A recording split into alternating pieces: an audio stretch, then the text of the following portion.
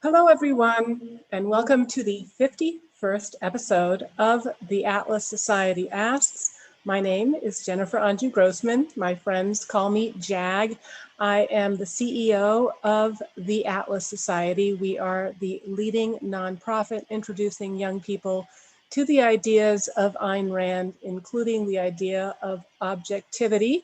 And that is a good context for our guest today. Also, I wanted to mention in a previous incarnation, I ran the Dole Nutrition Institute. So this is kind of fun for me. I feel like I'm going back to a previous incarnation. I'm going to get to introducing our special guest, Nina Teicholz. Before I do that, I want to remind all of you that are joining us on Zoom, Facebook, LinkedIn, YouTube, Instagram, Twitter. Start asking your questions now, tee them up, just type them into the chat or into the Q&A. We're going to get to as many of them as possible. Please keep them short. So Nina Teicholz is a New York Times best-selling author and investigative science journalist. She is the author of the best-selling book, The Big Fat Surprise: Why Butter, Meat, and Cheese Belong in a Healthy Diet, which I highly recommend, and it's got a wonderful narrator also on Audible. The book challenges conventional thinking regarding dietary fat and government dietary policy. Nina is also executive director of the Nutrition Coalition, a nonprofit, nonpartisan educational organization with the primary goal of ensuring that U.S. nutrition policy is based on rigorous scientific evidence. Nina, welcome again. Thanks for joining us. Thank you for having me. It's great to be here.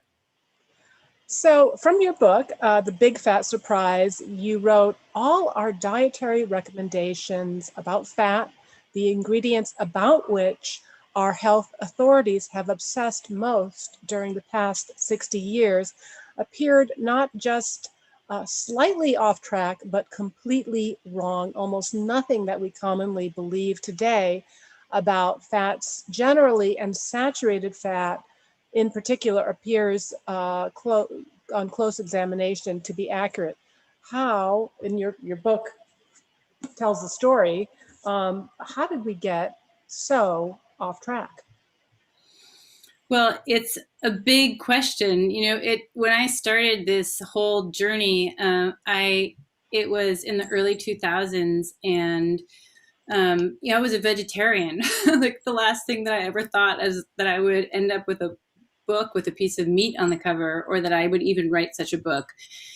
I just became interested in this topic because I had been assigned to write a story on trans fats, and that took me deep into this whole world of dietary fat, good fat, bad fat, low fat, how much fat do we eat? It was just what we've been told to obsess about most in the diet. And I certainly obsessed about it growing up. And I went and I interviewed hundreds and hundreds of scientists, all top nutrition scientists in the US. I read maybe 10,000 scientific papers and really followed the paper trail back to even really the late 19th century to figure out where these ideas had come from. We didn't always used to be a nation where we have almost 43% of adults have obesity, and over half of the population now has prediabetes or diabetes. That was just not the case not so long ago.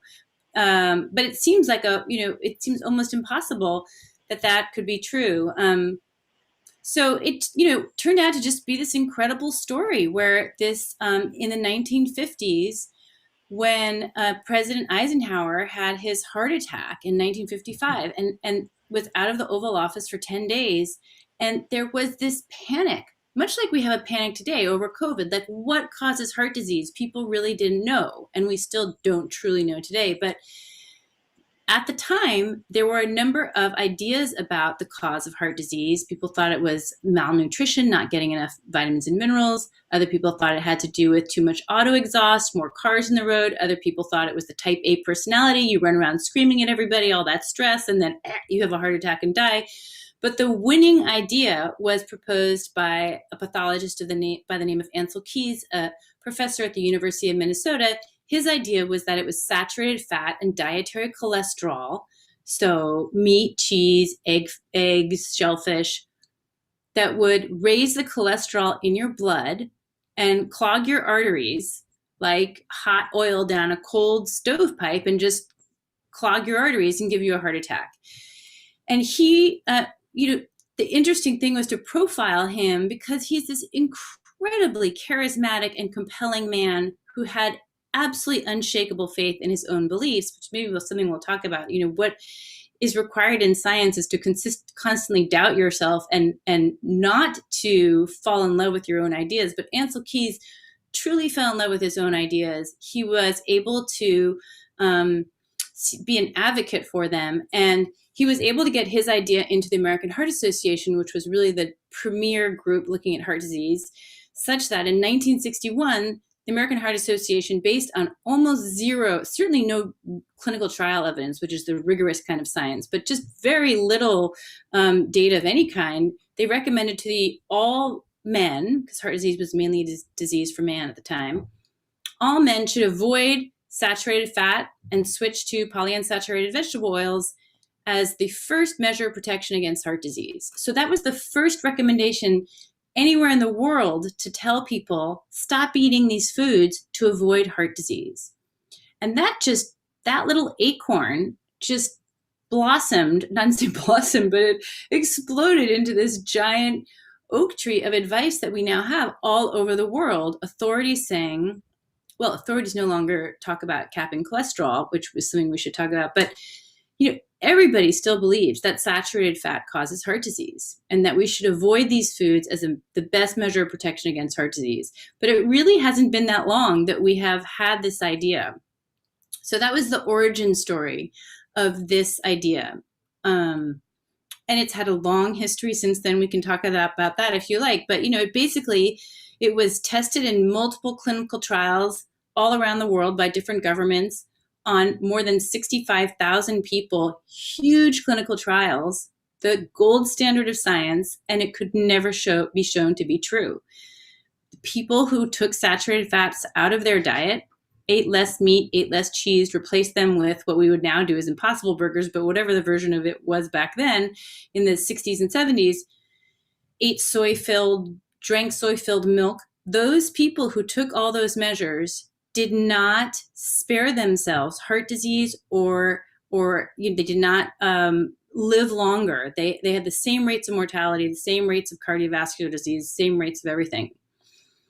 And in fact, in quite a few of the experiments, the people who lowered their cholesterol actually died earlier. They had higher rates of what's called cardiovascular mortality, is death from heart disease. So what we have is just this runaway hypothesis that filled a void at a time when we needed explanations, but just turned out not to be true. But we are still living with it today. So just to take a step back and return to kind of the basics, other than eating a low-fat diet is going to reduce cholesterol, and reducing cholesterol is going to reduce heart disease. What are the promised benefits over the years of a low-fat diet? What have been the effects, the counterintuitive or unexpected effects, and maybe conversely, what specifically have been maintained as the dangers of meat consumption, and what are more of the surprising benefits? I mean, for example, one of the ones that I took away from your book was that HDL cholesterol was higher in those who consume meat. We tend to think of HDL as associated with maybe a couple of glasses of red wine or with exercise, but it seemed that there was actually a correlation, if not a causation, with eating meat. Right. Well, let's start with that, and then we'll work backwards towards the low-fat diet. So it turns out that not only meat, but any food that contains saturated fat. So that includes dairy. That dairy is actually the food with the highest concentration of saturated fatty acids. I should just pause and open parentheses and tell you that all foods contain a mixture of different kinds of fatty acids. So if you say there's like saturated fat in cheese, it's not all saturated fats. There's some unsaturated fats like olive oil or vegetable oil. So all foods contain a mixture, but in different proportions. So dairy has the highest proportion of saturated fats, coconut oil way up there, like 98% saturated fats. Meat is maybe, it depends on the cut of meat and how you trim it, but let's say a porterhouse steak is about 2/3 saturated fatty acids. And it turns out that saturated fats are the only food known to raise your good cholesterol. That's your HDL, which Jag was talking, if I may call you Jag. We're already friends. I feel like we know each other already. Grew up as a daughter of a cardiologist, so this is keenly interesting to me. Yeah, so you actually have probably grew up with these terms around the house. I mean, the terms, the diets, now the changing diet. So yeah. Well, so HDL is known as your good cholesterol, and if you go to the doctor and your HDL is low, your doctor will say, well, here's how you raise it. You can drink more red wine, you can exercise some, but that really just will raise it a little, and otherwise, we don't know. We don't have a drug for it. So, but really the fastest way to raise your HDL is to eat saturated fats. So eat more meat, eat more cheese. Those foods will raise your HDL. And if we might just go a little bit further along the cardiology conversation, of the things that a doctor regularly measures to evaluate your risk for heart disease, your HDL, the ratio of your HDL cholesterol to triglycerides. Triglycerides are actually fatty acids circulating in the blood. That ratio is the most predictive of your risk of heart disease, of the things that are regularly measured. You can do more exotic things like get a CAC score or something. But and HDL, the way to raise that is to eat more foods with saturated fat in them. I'm not saying eat a stick of butter, but eat the foods that contain all the nutrients and the protein as well. And the way to lower your triglycerides in order to improve that ratio is to reduce your grains and sugars. Basically, that triglycerides are driven almost entirely by your carbohydrate consumption. So, so that's the cardiovascular benefit of meat. And in all of the reviews, people hear it's very hard to talk about red meat because there's just a massive amount of information out there, and for all kinds of different reasons that really have nothing to do with health. There are animal rights activists, many of them sort of looking like doctors, but are actually animal rights activists who don't want you eating meat for animal rights reasons. There is now all the climate change, the environmental activists who don't want you eating meat because of the planet. And so there's just a massive amount of information about red meat that is not based in science, but other agendas. But there was a series of reviews of the totality of the evidence on red meat that were done in the Annals of Internal Medicine that came out in the fall of 2019, the most rigorous reviews ever undertaken on the subject of red meat.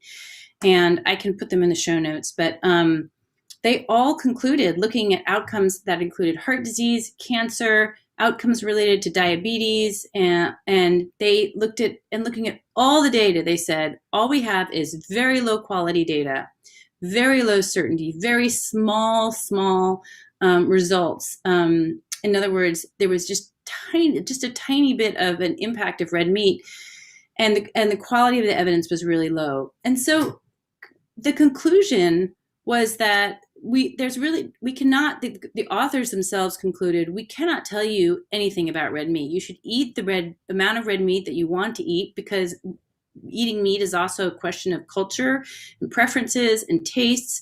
And they just said there's not enough evidence to say anything to the contrary.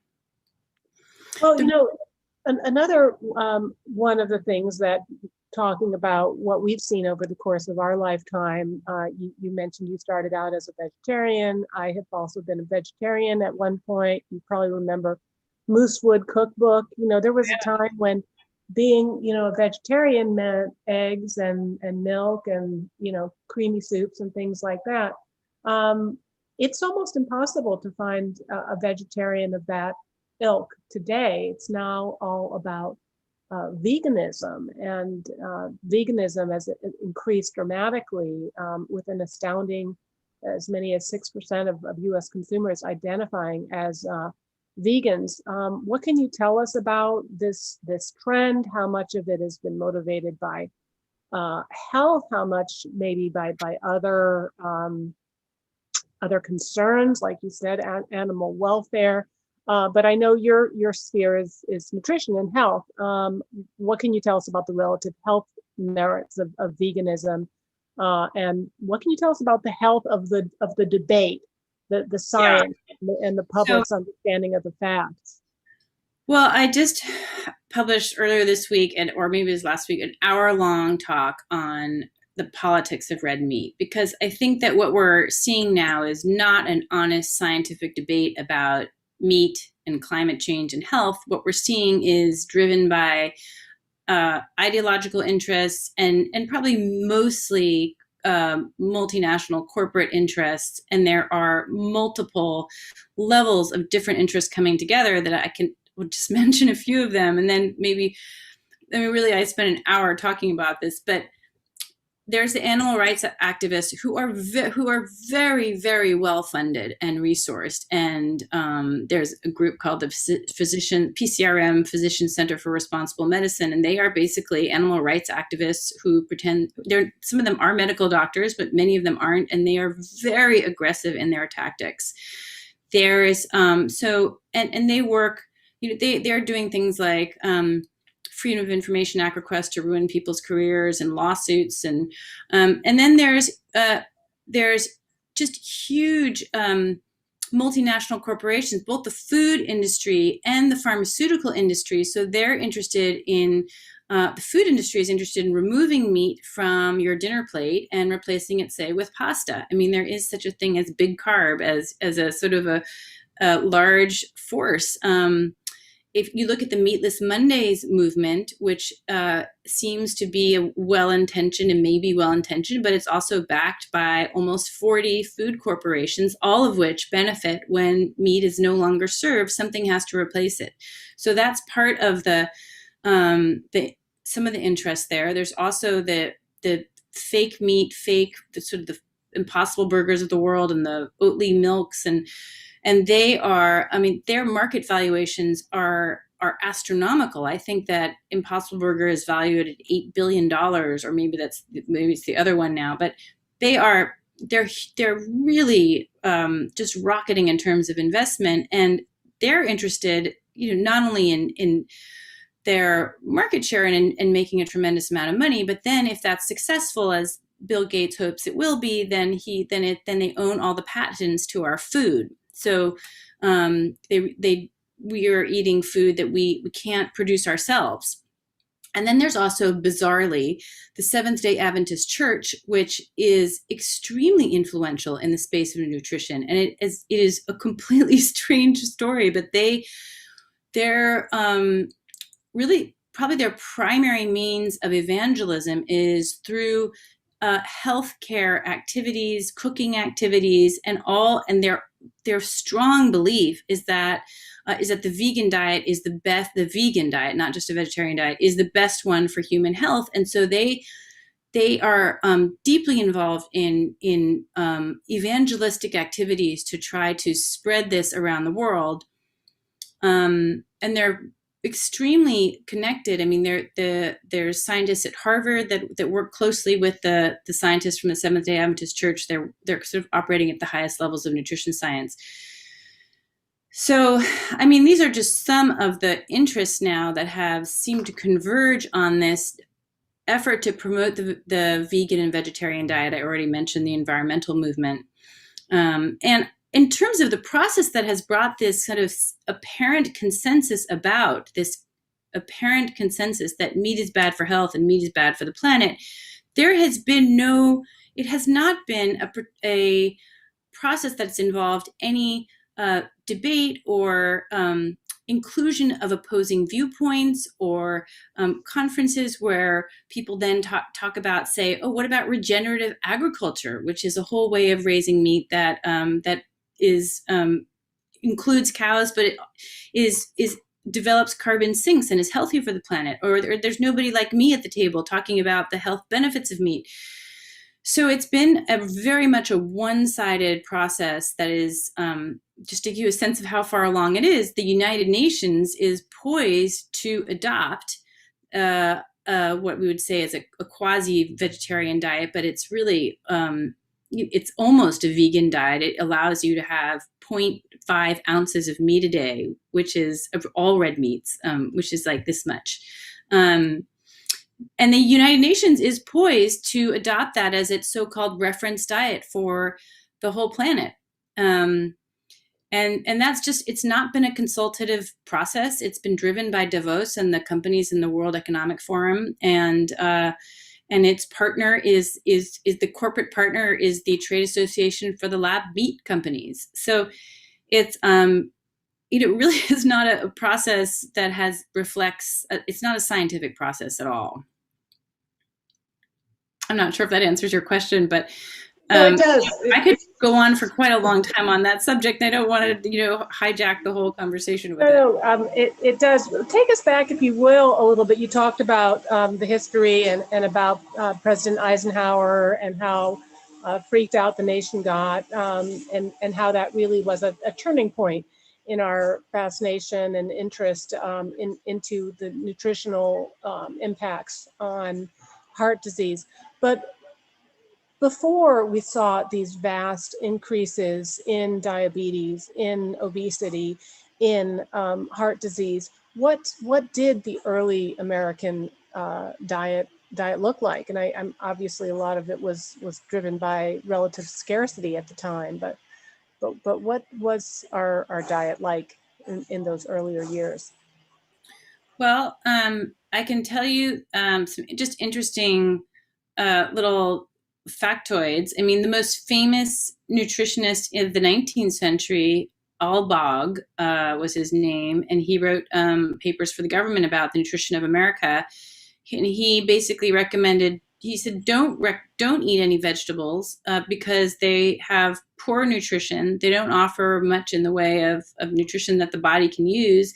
They rot easily, and they're just not worth the time to cultivate. So Americans didn't eat fruit at all, because it was almost at all, because, and in fact they found fruit suspicious, because it was very hard if you lived in a city, I should say, not in the countryside, but in a city, fruit was it was not local. You could not get it fresh. I mean, in most of America, you couldn't get fresh fruits and vegetables except during the growing season, the summer months. Really, you're talking about June to maybe November. And then otherwise, you're living on stored fruits and stored vegetables, really, root vegetables. And you're really living on, Americans ate lots of meat and dairy. They ate much, much more meat. The slaves, there's a really fascinating book called Putting Meat on the American Table, where he goes back and looks at the allocations for slaves, where the average slave ate more meat a day, had more meat to eat than the average American does today.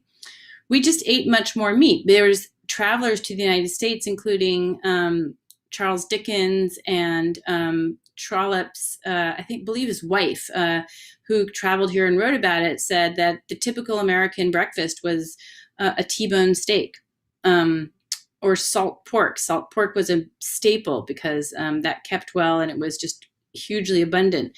So we had a very different diet. And in the early 1900s, the concerns for nutrition scientists were mainly about getting enough food, right? Getting enough food and getting enough nutrients. And so the whole idea of nutrition science, and there was sort of a golden age in the 20s and 30s when they discovered all the essential vitamins and minerals. We basically, like, what do we need to live and reproduce healthfully? So they discovered all the vitamins and minerals, and I mean, famously, like, when they men would go out to sea and they would get scurvy because they didn't have vitamin C, and they didn't understand that for a long time. Or, if you don't have enough vitamin B, you get beriberi. Or so all of that was discovered, and the obsession of nutrition experts was ensuring that the American public could get all of these nutrients that it needed for healthy life and healthy reproduction. Well, it's astonishing today that we are just today in a situation where we have rampant malnutrition amongst some of America's, among people who are wealthy. There's just an article out in the Wall Street Journal about the fact that there are so many women, especially teenage women and women of reproductive age, are deficient in vitamin D, folate, iron. Also, they're deficient in B12. That's true. The elderly are deficient in B12. And all of those are vitamins that you get. Folate and iron and B12 are all almost exclusively B12 is exclusively in animal foods. You cannot get that from plants. And the kind of iron that that is bioavailable, that is your body can digest it, that is only in animal foods. The idea that you can get your iron from spinach or even your calcium from spinach is just not true. It's not as bioavailable. You can't absorb that from those nutrients from plant foods. So we're in a bizarre situation today where we're facing malnutrition because, just going back to this, how do we get off on this diet that really almost none of it is based on good science? We're being told to eat a diet that is nutritionally insufficient, that it does not meet basic nutrient goals. And a big part of that is that we're being told not to eat meat. We're being told to stay away from dairy foods. That's where the nutrients are. We were told to eat egg white omelets, and where are all the nutrients in the eggs, including a nutrient called choline that is also borderline deficient or just flat out deficient in America. That's in the egg yolks. Yeah, we did a lot of research actually at the Dole Nutrition Institute on choline and on vitamin D, and trying to also find plant sources for it as well. And it was interesting that the one plant source that we could find had to also be induced was mushrooms, which are plants but are also fungi, so that with exposure to sunlight they could produce it. But again, as you mentioned, the questions of bioavailability, particularly when we do have access to sunlight. I have a question here, and I've got many of my own that I want to still get to, but Mark on YouTube asks, what do you think about synthetically produced meat? This is the lab meat or the like the Impossible Burger, which is made from pea protein. And let me just address both of them. The Impossible Burger and Beyond Burger that are made from pea proteins and other kinds of ingredients. I mean, they have a very long list of ingredients. And you put it up next to what's in dog food, and it looks pretty much the same. I mean,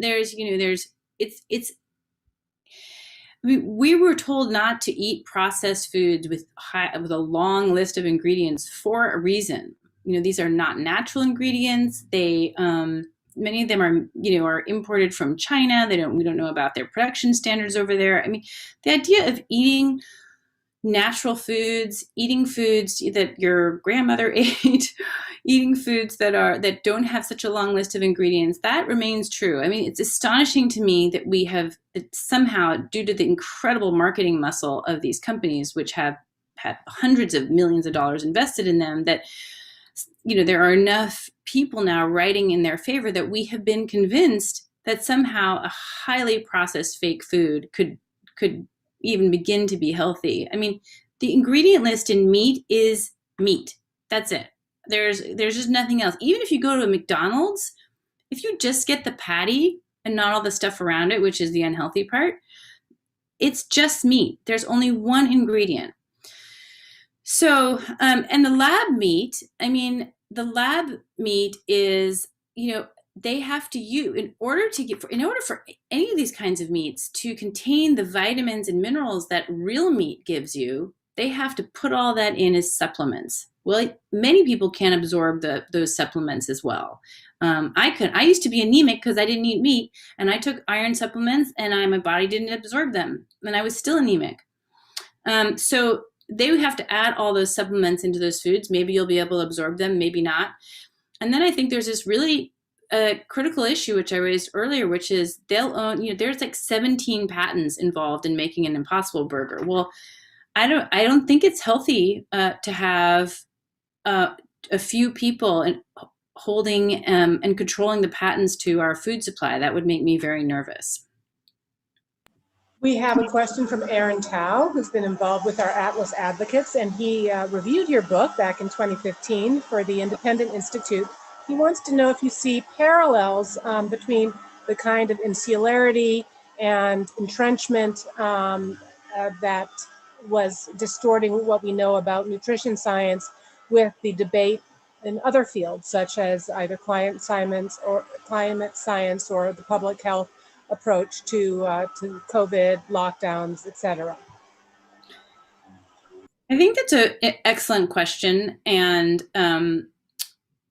I think it's very hard to know unless you're inside a field, whether it's a healthy field or not. But I can say that the ingredients that go into making a field of science unhealthy are, almost all fields of science I can see suffer from this problem of having a dominant hypothesis that is adopted by its leaders, and then that hypothesis becoming very hard to challenge, because young scientists, just looking at the science itself, young scientists feel uncomfortable and not just uncomfortable, they risk a real they take real professional risks at saying anything that challenges their superiors. They risk not getting invited to conferences, not getting their papers published, not getting a job.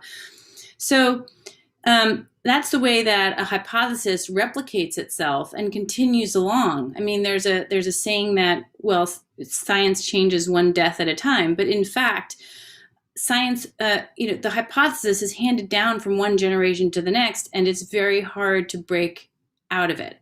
I think other factors that go into making a field of science stagnant or non-reflective of new developments or new observations is the involvement of, if there's industry involvement or government involvement. But institutions with a massive interest in preserving the status quo, such as the government's involvement in our dietary policy, which is why I've been working on that. But you could say the same with the American Heart Association. You have large institutions that are invested. They depend upon the trust of the public. They cannot be seen as flip-flopping. So, institutional science is a little bit of an oxymoron. It's very hard for institutions to advance with science and be flexible. And then, of course, the influence of money. In this case, there's a huge, the food industry is, of course, a massive industry, and they're very deeply involved in the U.S. Department of Agriculture. And then in this case, there's also the pharmaceutical industry, because they have a strong interest in what they make money on, which is disease. People taking multiple medications, insulin. If people get healthy and drop all their medications and get off insulin, that is not good for their bottom line. So we all know it's a cynical incentive that they have, but it is nevertheless true. Does it exist in other fields of science? I would say that, just touching on COVID, there were obviously large pharmaceutical interests involved, and we can see from the government's incredible reluctance to change its advice despite the changing science, and that this was, there was a lot of rigidity in that system and inability to really respond to the science, except for in maybe a few instances. And then the massive interest in the vaccine. This was a question that you had, Jennifer, so I'm going to go ahead with it, which is that, if you look at the science, what is most closely associated with poor outcomes, hospitalization and death from COVID? I wish I could see the audience and see you raise your hands, because, what is it? It is obesity is number one. right up there with high blood sugars. Well, high blood sugars is directly related to obesity and diabetes, and these things are, other than being over 80 years old, this is next. So the nations, with high obesity rates, one of the reasons we did so poorly in the United States is we have very high obesity rate. So does Mexico, so does India, not so much in Europe. So, but I have not heard one public health official come out and say we need to talk about obesity or we need to talk about diabetes, because these are things that we could do to protect our nation to be healthier, not just for this epidemic, but any future epidemic. We don't even talk about our metabolic, what I call our metabolic health, which is the whole cluster of diseases that are involved. We don't talk about it at all. There's study after study comes out, and there's not a peep from any of our public health leaders. And I think there are a number of reasons for that, but one of them certainly has to be that solution is not favored by the multinational processed food companies or by the pharmaceutical companies. It's not to their benefit. But isn't there also, sorry, apologize for the noise in the background, but isn't there also a cultural aspect that's going on as well, that right now, it went from being maybe, don't be mean, don't bully people for being overweight, don't be unkind, to now that actually being overweight or being obese or morbidly obese is something you should be proud of, that it's beautiful. And then recently in the cover of I think it was one of the European cosmopolitans, it had a picture of a young lady who was really close to morbidly obese, saying this was healthy. So Right. now to even talk about obesity in terms of, this is, as you said, the most, other than being over 80 years old, the most closely associated risk for COVID. And to talk about it is considered to be shaming. Yeah, I can't believe you're talking about it. You're just fat shaming everybody. Well, I think there is that fear, but paradoxically, it is our public health officials and our nutrition experts have been fat shaming for decades, because their explanation of obesity is you eat too much and you don't exercise enough, right? This is the traditional paradigm of obesity, is that it's calories in minus calories out. And that if you count your calories and you exercise enough, then you can lose weight. It's just a mathematical formula. Well, that could not be farther from the truth. And already by the 1950s, scientists were saying there's a massive body of knowledge of science now to say that this doesn't work. We've tried this and it doesn't work. And here we are, 70 years later, still saying the same thing, that doesn't work. And it doesn't work for many reasons, but it is basically fat shaming, because you're telling people who have overweight or obesity that it's their fault. You loser, you can't control your appetite and you don't exercise enough. Well, I can tell you that when I ran an hour a day and really was doing my best to count calories, that I was 25 pounds heavier than I am now. And now I don't count calories and I exercise for my mental health. but now the science has really changed. So if the public health community or the nutrition expert community, some people know this and they just won't talk about it. Other people, I think, truly haven't done their homework and don't know it. But it is the opposite of fat shaming. Because what you're saying to people who have these metabolic diseases, including obesity, is it's not your fault. You have a metabolic condition, which is that you have too much insulin circulating, or your body is no longer responding. It's called hyperinsulinemia or insulin resistance. Your insulin is not able to absorb the carbohydrates that you're eating, the blood sugar that the pastas, the cereals, the rice, the sugars. When you eat it and it all becomes sugar in your body, you can't respond to it anymore because you've been eating it too much of it your whole life.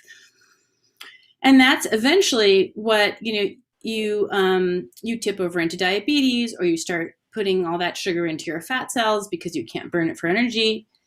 That model of obesity and diabetes is a new, not necessarily a new model, but it's one that over the last 15 years, a vast amount of science has come out supporting this model and this idea. And it says to the person, the fat person or the overweight person, it's not your fault, and you've been given the wrong advice, and it's perfectly within your power to lose weight sustainably and to do it without hunger, which is the key thing, because nobody can stay hungry forever. And it's imperative for your health that you do this, because it is not healthy to have obesity. I mean, a little weight is, extra weight is totally fine. And I think that there's actually some evidence to show that people who are thinner may not live as long. And it's associational data, so I'm not sure how much of a stake to put in that. But obesity is a problem in that it reflects metabolic ill health, and increases your risk for heart disease and diabetes and a bunch of other things. But we have to talk about it, and I think that the way to do it is a way that takes the blame off of people, rather than blaming people. I mean, if you think about it, how crazy is it that we somehow all lost our willpower around, 1980 and all of a sudden started overeating? Like our grandparents didn't have that problem. And well, I mean, but they didn't have the problem in part because they didn't have just the sheer amount and variety of choices of food that was as inexpensive as it is now, as delicious as it is now. I mean, that is, it's the wonders of capitalism, but our evolution, the way that we were built, we're built to want to eat more and eat more fat and consume more calories and store it. So I guess I would just say I have rarely seen anyone who is eating, normally, or that they are not, having candy or having other things that a lot of snacks that are overweight. well, let me put it this way. There are a lot of people who are highly motivated to lose weight, who are eating a lot of fruits and vegetables and whole grains, doing what the doctor tells them, and are slowly getting fatter and sicker every year. And I would, and they're making their own homemade bread. They're doing everything right. They're exercising and they're getting fatter. They're gaining weight and their conditions are not getting better. There's just a huge population who is like that. And then there is a population, I believe, of people who've given up because this advice doesn't work. And they keep going back to their doctor, and their doctor says, you need to have more fruits and vegetables and whole grains and seeds and nuts and less meat and less dairy. And they go and they try that even harder, and that doesn't work. And so there's sort of a collective giving up that happens. And they eat more because, and this is going back to the question you had quite a while ago, but what's wrong with the low-fat diet is that when you cut out fat out of the diet, when you cut out proteins, animal foods, fat and protein are what satiate you, what fill you up, what gives you a sense of being full and not hungry, and also over a long period of time. If you have, beef stew for lunch, or a tuna fish salad, or a chicken salad, you really won't be hungry for a very long time. If you have eggs and bacon for breakfast, or just eggs, you won't be hungry throughout the whole morning. Whereas if you have cereal and maybe low-fat yogurt, which is high in sugar, your blood sugar spikes, and you can see it now. You can get one of those continuous glucose monitors and wear it around and see what works on your body. Your blood sugar spikes, and then it plunges. And when it plunges mid-morning, you're hungry again. You're not just hungry, you're starving. So there are foods that drive your appetite, and that's what makes us eat more. So is eating those foods that drive us to be hungry, because they have this effect on our blood sugar. If you're eating eggs for breakfast, chicken salad for lunch, steak for dinner, or fish for dinner, your blood sugar is like this. And so it stays flat. And so, and you do not have hunger cravings, and the protein, especially the protein, and to some extent the fat, really fills you up and gives you that feeling of being satiated. And you don't get that eating carbohydrates as the main source of your diet. So the low-fat diet put us on this roller coaster of blood sugar that kept us off the food that actually helped us stay satiated and feel full, and put us on this blood sugar roller coaster that made us to crave and want more and more food. So when you go back to this idea, like, why do we eat so much more than our grandparents did? They did. A lot of them had plenty of food, but they didn't overeat because they were filling themselves up at meals. They also didn't snack. That's another thing, like constantly eating so much, all day long, the constant drip drips, your body never recovers and the flip side of that, why intermittent fasting now has gained so much popularity and works, is to avoid the constant drip drip of food, which, we're now a snacking culture, and our grandparents were not. So Nina, you published this book, yeah, The Big Fat Surprise, in 2014, and you also spent 9 years, I believe, researching it and working on it. What are some of the side areas? I mean, with the thousands of studies that you read about nutrition and dietary fat and meat consumption, were there other areas that you kind of found that surprised you that you may have tucked away, whether, it might have been about supplements or, I don't know, GMO or organic foods, that kind of thing, that maybe might be a subject for a future book? It's very dangerous to ask that kind of question of like an obsessive compulsive researcher, because I could hog your show for a long time. I would say that there's two things that I would like to mention. One is vegetable oils, polyunsaturated vegetable oils, soybean, corn, canola, all those oils.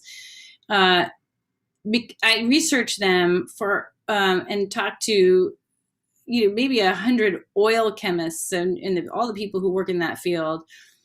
That is a fascinating subject, and it's worth reading the end of chapter 9, where I talk about what happens when you heat these oils and the huge amount of toxic oxidation products that is produced when they're heated.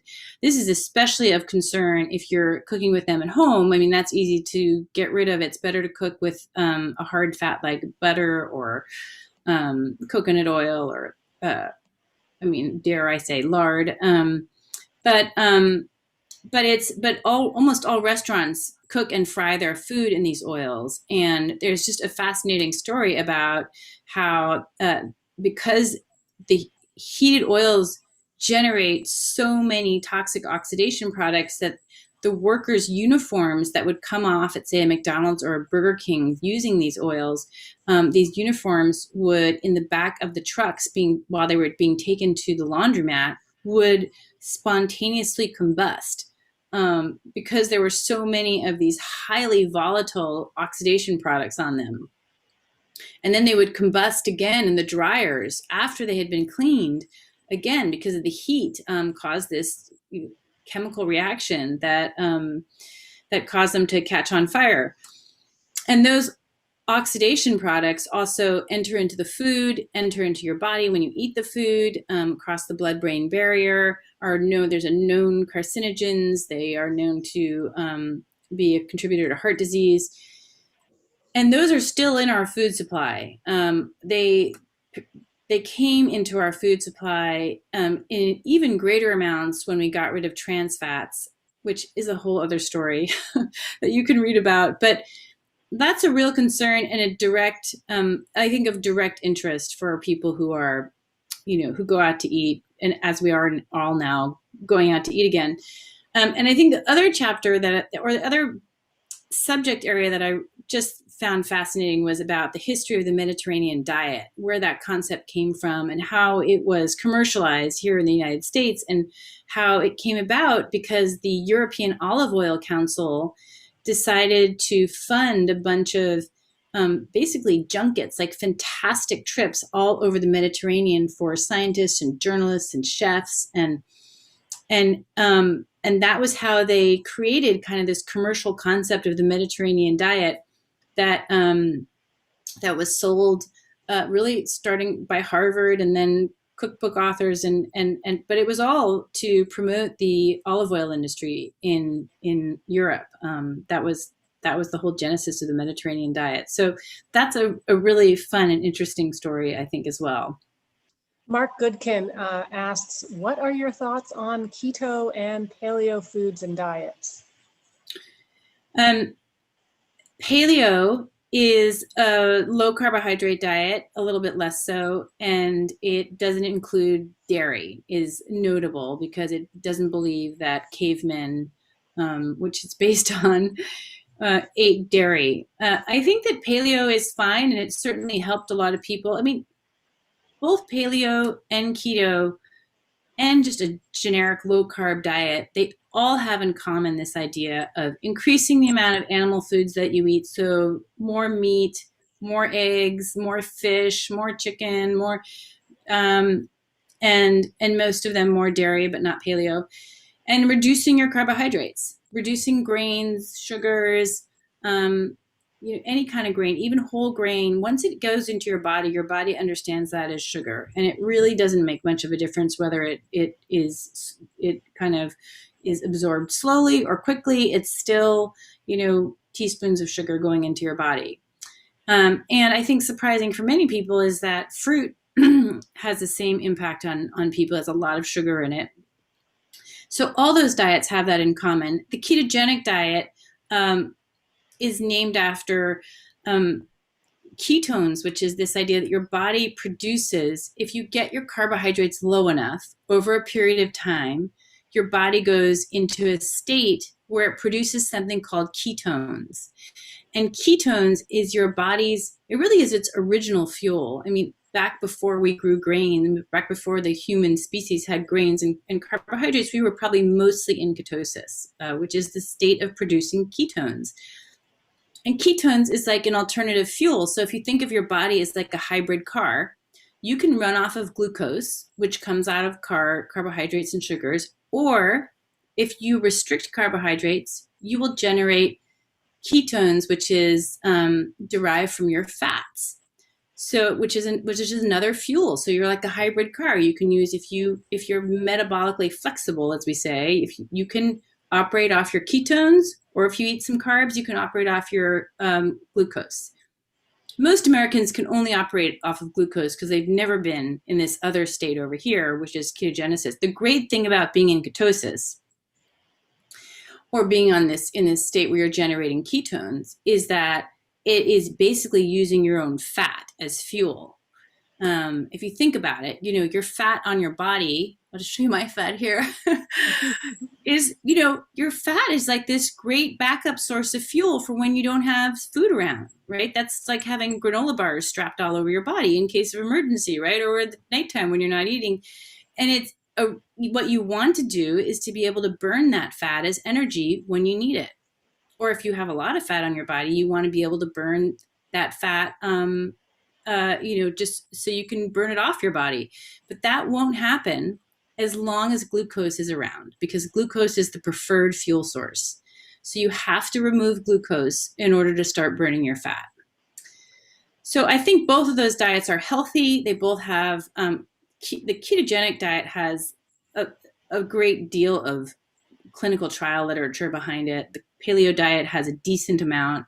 They've both been tested, and they both have, good outcomes for cardiovascular disease, really excellent outcomes for cardiovascular disease. And the ketogenic diet has been shown to put people in type 2 diabetes into remission, like reverse their diagnosis of diabetes. So it's a pretty powerful diet. Speaking of diets, I want to real quickly get to what a day in the diet of the Teicholz family looks like. I'm going to assume it probably has a lot more dairy, but I also want to end with talking a bit about your work with the Nutrition Coalition and the progress that you've made, what you're working on now, and how people can support your efforts. Great. Well, I have to say there is no Teicholz family diet because everybody in my family is a little different. But, we have, I don't eat breakfast because I do the intermittent fasting thing, which is just to limit my window of eating. My kids have eggs. We sometimes have bacon or sausages. And then I have one kid who eats a lot of junk food. And then I have another, both of my sons are teenagers. I have another son who eats a lot of yogurt and Do you have a rebel who's like following the Ornish diet just to spite no, I you? don't have any vegan children. They occasionally threaten me with the going vegan. What would you do, Mom? But eating junk food is pretty rebellious. But everybody's pretty much on a fairly low carb diet. But you have to say, like, I make one of my sons is growing so rapidly right now, and so I make him pancakes every morning, or a lot of mornings. And we have just simple food because none of us, we just don't we don't have a cook in house. So we make steak, we make fish, chicken, we'll make salad, vegetable. That's it. We don't have a starch. Often we just do not have a starch on the table, and we don't have a loaf of bread, and we don't have dessert. Like we don't have dessert. And then sometimes when we have guests over, I forget. Oh, no dessert, because we just don't eat dessert. It's not our habit to eat it after dinner. Interesting. So what was your other question? The Nutrition Coalition. Yeah. Well, I founded, thank you for asking. I founded this group in 2015 called the Nutrition Coalition with the very lofty ambition of trying to bring more science to our dietary guidelines, which is our nation's nutrition policy. It is the major nutrition policy of the federal government. And you can think, I think this crowd probably understands more than most how influential government can be. The dietary guidelines is a massively influential policy. It is the single most influential lever in determining what Americans eat and what they think is a healthy diet. So it flows down in so many ways, from the $100 billion in nutrition assistance programs that go out to school lunches, breakfast, feeding programs for the elderly, women and infant children food baskets, and all those people are getting the dietary guidelines. Most